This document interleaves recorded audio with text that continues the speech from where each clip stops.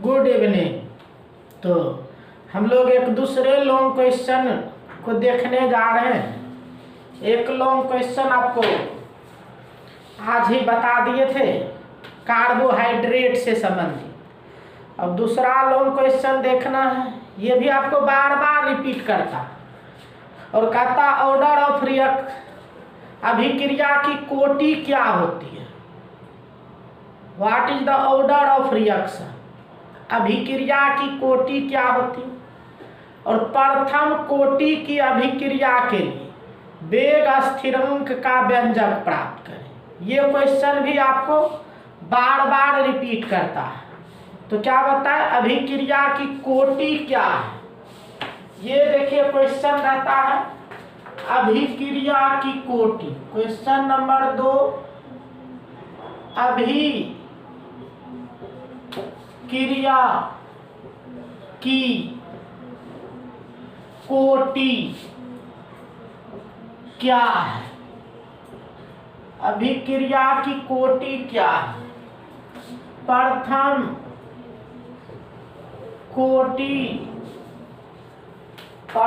कोटि की अभिक्रिया के लिए, प्रथम कोटि की अभिक्रिया के लिए,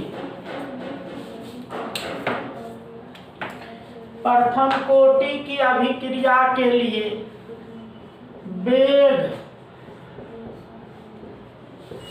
स्थिरांक का व्यंजक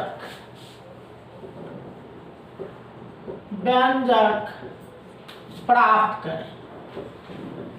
तो देखिए यही क्वेश्चन है आपको, अभिक्रिया की कोटि क्या है। प्रथम कोटि की अभिक्रिया के लिए वेग स्थिरांक का व्यंजक प्राप्त करें। तो बार बार रिपीट करता है इस क्वेश्चन को। 5 नंबर का क्वेश्चन यह है, लॉन्ग क्वेश्चन है, 5 मार्क्स के लिए ये लॉन्ग क्वेश्चन है।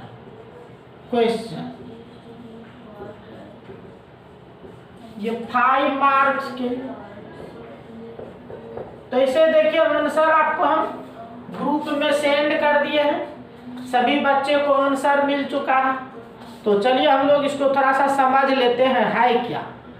तो देखिए सबसे पहले ये जो अभिक्रिया की कोटि है, किसी भी रासायनिक अभिक्रिया का हम लोग वेग का इक्वेशन लिखते हैं। कोई भी रासायनिक अभिक्रिया है उसका वेग का इक्वेशन लिखते हैं।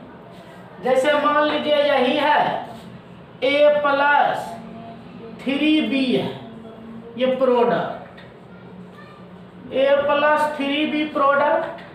अगर हम लिखते हैं वेग बराबर, तो देखो वेग बराबर लिखेंगे K, active mass A, active mass B to the power 3। तो देखो कोटि की अगर बात करेंगे, ये जो कोटि होगा, यही जो पावर होता है, यहाँ देखिए 1 है पावर, तो 1 और यहाँ पावर 3 है, 3।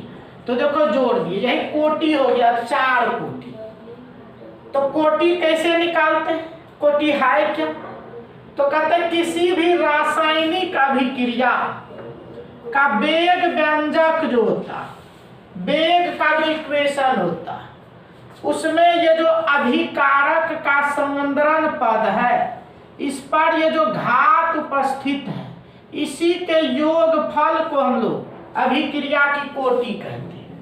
बात आ गई समझ में, क्या अभिक्रिया की कोटि। तो कहते हैं किसी भी रासायनिक अभिक्रिया के वेग के इक्वेशन में अभिकारक के समांतरण पद पर जो घात है, जो पावर है, उसी के योगफल को हम लोग अभिक्रिया की कोटि कहते हैं। तो अभिक्रिया की कोटि को हम लोग कहेंगे किसी भी रासायनिक अभिक्रिया का वेग का जो इक्वेशन होगा, उसमें अभिकारक के समांतरण पर जो घात है, ये पावर है, उसी के योगफल को हम लोग अभिक्रिया की कोटि कहते हैं। ठीक है, ये हो गया अभिक्रिया की कोटि क्या है। तो कोटि की बात कर ली। अब देखिए वेग व्यंजक हम लोग को प्राप्त करना है। देखिए वेग व्यंजक कैसे प्राप्त करते हैं। तो वेग व्यंजक हम लोग प्राप्त करते हैं। कैसे करते वेग व्यंजक प्राप्त? तो हम लोग मान लेते हैं प्रथम कोटि की अभिक्रिया जो है, ये देखिए मान लिए कि एक प्रथम कोटि की अभिक्रिया, ये प्रथम कोटि की अभिक्रिया, और प्रथम कोटि की अभिक्रिया में इसका प्रारंभ में हम लोग टाइम जब 0 है तब संगणन मान लेते हैं R0। प्रारंभ में जिस समय टाइम इक्वल टू 0 है तो उस समय संगणन मान लिए क्या R0, और t समय के बाद यह संगणन घटकर R हो गया। देखो ये t समय के बाद यह संगणन घटकर क्या हो गया, तो ये R हो गया। अब देखिए R हो गया t समय के बाद, तो t समय के बाद अगर हम वेग लिखेंगे तो देखो t समय के बाद अभिक्रिया का अगर वेग हम लिखेंगे तो आप जानते हैं वेग बराबर लिखेंगे के, वेग बराबर के, और ये रिएक्टेंट का संगणन और प्रथम कोटि है इसलिए पावर।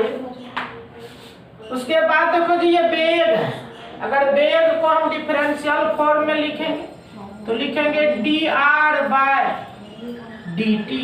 और चूंकि ये घटते जाता है इसलिए हम लोग माइनस देंगे बराबर क्या हो गया k इंटू r।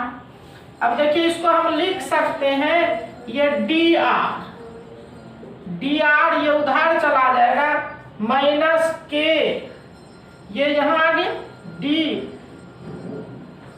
dr/r, तो dr/r उधर चला गया माइनस k और ये dt, तो ये हो गया। तो इस तरह से देखिए हो गया dr/r माइनस k dt।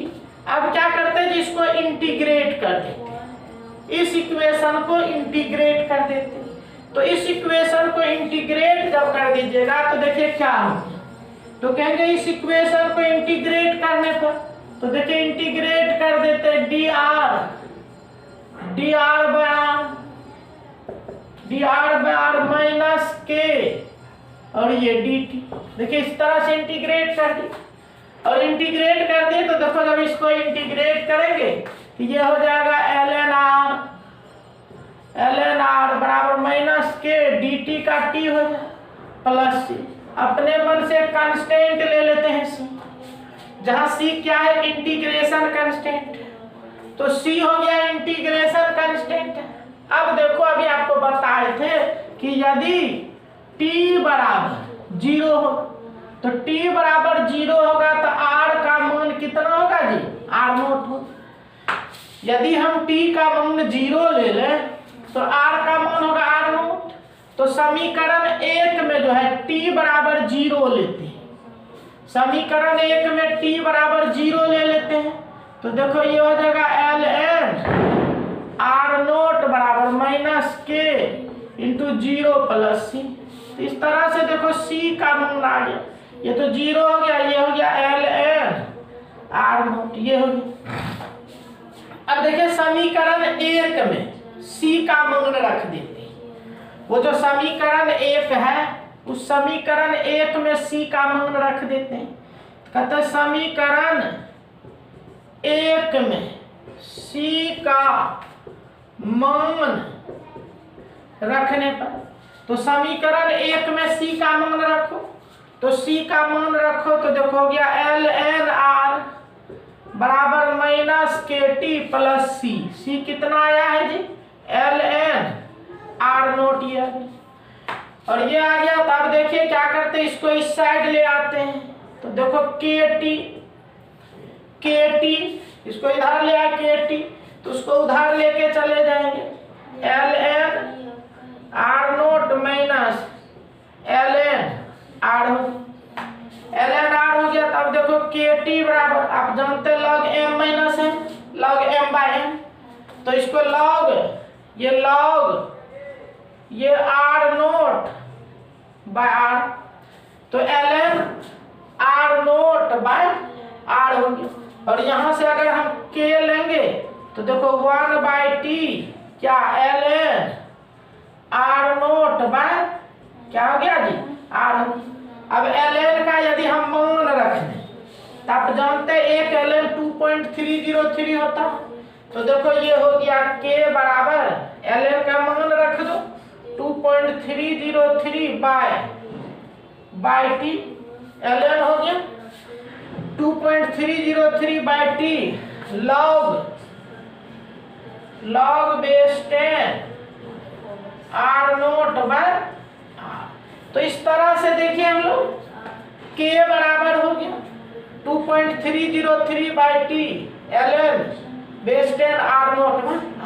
तो इस तरह से देखिए इतना काम आपको करना पड़ता है, और इतना काम अगर कर देते हैं तो 5 नंबर के लिए आपका काम हो जाता है।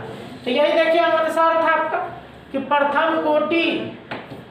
प्रथम कोटि की अभिक्रिया के लिए वेग स्थिरांक का व्यंजक क्या हो, हम लोग व्यंजक भी डिराइव कर, और अभिक्रिया की कोटि से क्या समझते हैं। तो अभिक्रिया की हम लोग कोटि को देख लिए, तो अभिक्रिया की कोटि हो गया, और वेग व्यंजक अभिक्रिया की कोटि क्या है समझ ली, और वेग व्यंजक भी हम लोग वेग स्थिरांक के लिए ये व्यंजक भी हम लोग प्राप्त कर लिए। तो यही था 5 नंबर का दूसरा क्वेश्चन। तो अब इसको भी हम लोग देख लिए, तो सब मिलके तैयार कीजिए इसको। धन्यवाद।